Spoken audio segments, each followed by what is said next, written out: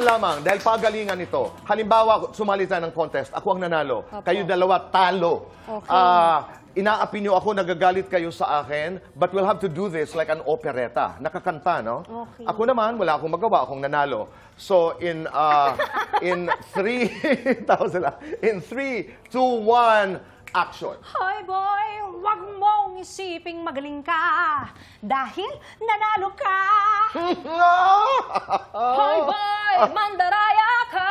Sinuhulan mo ang judge para manalo ka. Kahit kailan, hindi ako nandaya. Magaling lang talaga ako kumanta. O, tapos na. Ayaw na ni. Maraming salamat. Julian, maraming salamat. Thank you. so much. I wish you all the best, Rita.